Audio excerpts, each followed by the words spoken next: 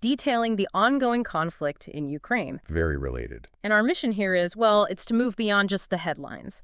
We want to understand not just the kinetic action on the front lines, but also some of the surprising tech tactics being used. And the reality on the ground for the people supporting it all, the logistical side. Exactly. So we have a really powerful combination of source material.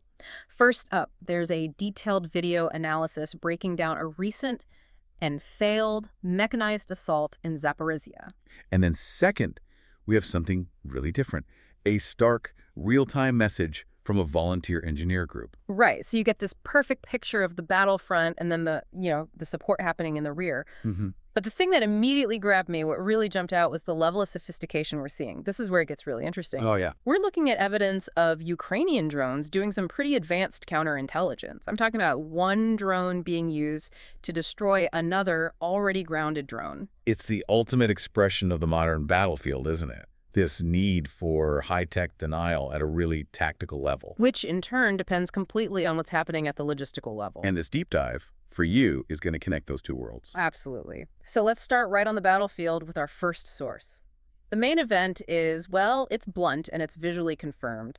A recent Russian mechanized attack in Zaporizhzhia failed dramatically. Yeah, the video analysis just shows this grim aftermath.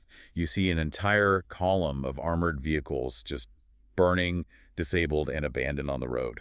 And the initial cause of all that damage is key here. It's crucial. The source analysis confirms the really devastating blows weren't, primarily from entrenched artillery or anything like that. Not from minefields, which you might expect. Right, although those certainly contributed. The vehicles were initially hit by drones. And the source notes that the drones then proceeded to finish them off, just making sure they were completely unrecoverable. And we're not talking about a minor skirmish here. The cost is laid out right there in the video evidence. Exactly. The analysis gives a specific number. You can clearly count 5 different vehicles, APCs, maybe tanks just abandoned on that road. 5. And of those, the video actually captures 2 getting hit by drones, 1 is actively burning, and the others are just damaged enough that the crews fled. They left them behind. That says something, doesn't it? It goes beyond just a tactical failure. It kind of suggests a particular and really costly strategic mindset. It does. And if you connect this to the bigger picture, with Russian military operations in this phase, the source points out that these big mechanized assaults, they always seem to end with very high losses. That's a pattern. It's a pattern. And this leads to a pretty cold reality that the source suggests about the command strategy. It seems Russian officers operate with this staggering acceptance of these loss rates. They just don't care. The source says they don't care about the high losses as long as they manage to capture, quote, a field in the process. So we're looking at a strategy where success is defined by tiny incremental gains. Regardless of the cost. Regardless of the maximum material cost. I mean, what are the long-term implications of that kind of attrition rate? Well, that's the real insight here, isn't it? They might get a localized momentary gain, but the approach is just fundamentally unsustainable. You're degrading your equipment, burning through your best crews, and just lowering the overall quality of your force. It's a hollow victory. Completely. Yeah. This reliance on just sheer volume, it might work for a few pushes, but over time, it hollows out your capability. It's the difference between an army that values its assets and one that treats them as disposable. And to anchor this for you, the listener, our sources actually pin this down geographically. That's right. I mean, we won't share exact coordinates, obviously, but the analysis confirms the defensive group is Typhoon Group, operating in Zaporizhzhia. And specifically, this action most likely happened around Novo Dan Lithka, An area that's seen a lot of action. a repeated target for these recent Russian pushes. And like this one, they've consistently failed to get a major breakthrough, even when they're committing significant armored columns. And this one, as the source Riley noted, failed spectacularly. You have a whole trail of wreckage. But the pattern suggests that, despite this failure, they'll just mass their forces and try a similar high-cost assault again, probably soon. That pattern of costly failure, it brings us to this truly unusual detail at the end of the video. The unexpected tech battle happening above the battlefield. Right. Ukrainian drones engaging in what the source called drone dropping against Russian UAVs. We're not talking about shooting them out of the sky. We're talking about neutralizing other drones after they've already landed. It was an exceptionally detailed observation. The source identified multiple Russian UAVs. There's one that looks like a delta-wing drone. sort of a miniature Shahed getting dropped on. Okay, but what's fascinating is their condition before they're destroyed, So right? that's the key. They look pretty intact on the ground. And that detail, that they're relatively intact, that's the pivot point. If they're intact, they weren't hit by a missile or a net or something in the air, so why is this high-tech drone just sitting on the ground in one piece? It strongly implies they weren't destroyed by kinetic force in flight. The implication is, well, it's significant. It suggests they were initially disabled and forced to land by Ukrainian electronic warfare units. EW jammers. Jammers. The analysis suggests Ukraine is operating pretty good jammers, good enough to disrupt command and control, GPS signals, and force the drones into an emergency landing. So this raises a question, and I have to challenge this a bit. If Ukrainian EW has already won, if they've forced the UAV to land safely, why then go to the effort, the risk, of flying another drone over to drop an explosive on it? They've already neutralized the threat. And that is precisely the core of the strategic move. It shows this incredible emphasis on what we call intelligence denial.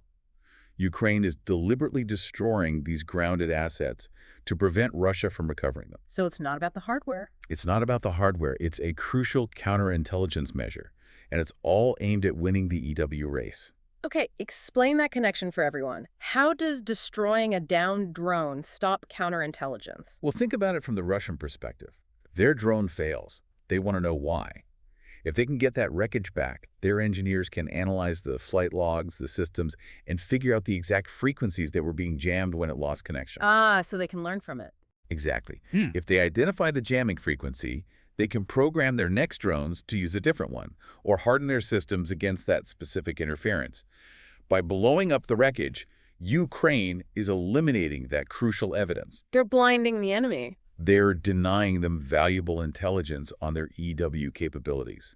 The frequencies, the power, the signatures. It's a way of protecting their tech advantage, even if it costs them a little extra ordnance. So protecting the secret of the jammer is worth the cost of another drone and its munition. That's a powerful statement about the value of electronic superiority here. Absolutely. And the source makes this one other significant inference about the sheer range of the EW gear based on this action. Okay. The fact that they had to destroy these drones on the ground strongly suggests that the UAVs must have landed in Russian-occupied territory, or at least in a gray zone where Russian recovery teams could get to them. So for the Ukrainian jammers to work that far forward? It means their EW systems must have quite a range on them. They're pushing their technological reach well beyond the conventional front line. And that raises a big question for you, the learner, about how fast this EW tech is evolving. It's clear the high-tech fight depends entirely on supply. I mean, if these sophisticated jammer tactics are the cutting edge, what's the unseen logistical shaft holding it all up? Well, let's shift gears there. Yeah, let's transition from that high-tech kinetic battlefield to the logistics needed to sustain it. And this is a crucial transition because the tech we just discussed, the EW, the constant supply of drones, it all requires this massive, resilient civilian support network, often volunteers. And our second source is a direct message from a volunteer engineer group that really highlights that reality. But first, a little bit of good news. They started by thanking supporters for hitting a previous goal. Right, and that goal was for filament, for our 3D printing.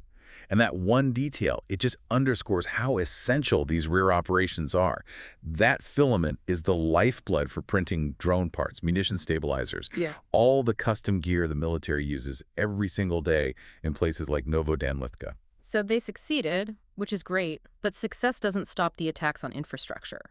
They have an immediate and critical new need that just perfectly illustrates the daily grind. They need to buy power banks. Power banks, and the reason why is just so clear and immediate. They say they have no electricity now and for many hours every day and every night. And that's the core challenge. They're trying to do this critical, energy-intensive work 3D printing, but the infrastructure is degraded. They can't do it without reliable power. Just think about the impact of that. I mean, a 3D print can take hours, sometimes days, for one complex part. If the power cuts out, their whole production schedule just grinds to a halt. And that directly impacts the gear available for the troops.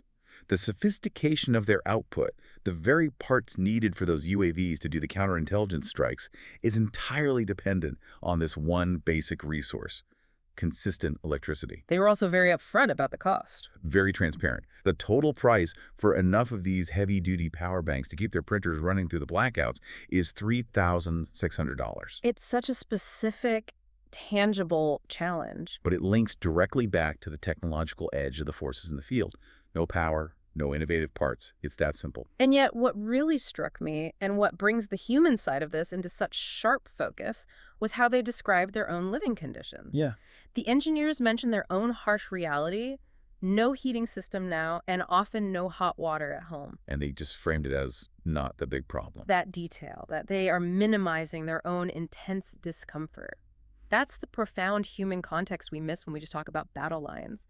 Cold, dark homes, and that's not the big problem. They've willingly chosen to focus entirely outward. They just say they can survive in the city behind the back of our military friends. So what does this all mean? It's profound interdependence. It is a shocking level of it between military action and civilian resilience. Their own basic survival challenges, heat, light, hot water, are just accepted and minimized. Because their priority is the technological support. Right. The 3D printed parts that allow for drone superiority and intelligence denial, they're prioritizing the fight and the troops' needs over their own basic comfort. It's a very clear line of dependency. It runs from the battlefield all the way back to that volunteer's unheated home. The soldiers need the tech, and the engineers need the power banks to make it. So this has been a deep dive into two extremely contrasting realities. We started with the visual evidence of high-cost failure, the burning armor in Zaporizhzhia. Highlighting that unsustainable strategy of minimal gain for maximum sacrifice. Then we uncovered the technological ingenuity responding to that, this sophisticated cat-and-mouse game with advanced EW and counter-recovery tactics. Where denying intelligence is seen as worth the cost of a whole second drone strike. And finally, we saw the incredible self-sacrifice of these volunteer groups, enduring daily power outages just to continue their crucial work. It proves that logistical resilience is the hidden weapon here. It's a perfect illustration of how modern conflict is fought on multiple interlocking levels at the same time. You've got the battlefield, the tech race, and the resilience of the human support infrastructure. We started with burning tanks, and we ended with a focus on a simple necessity: power banks. And that shift really shows you where the true sustainability challenge is. It really does. The unusual tactic of physically destroying down enemy drones to prevent recovery, it suggests intelligence denial is becoming just as critical as physical destruction. So the question we leave you with is this: what level of logistical sacrifice, like these engineers enduring no heat, no water, what level is truly required on the support side to sustain a technological advantage that allows for such sophisticated tactical denial on the front line? And that cost, the human cost, is often the highest. Something to consider as you process these two contrasting realities of the war effort. Thank you for engaging in this deep dive.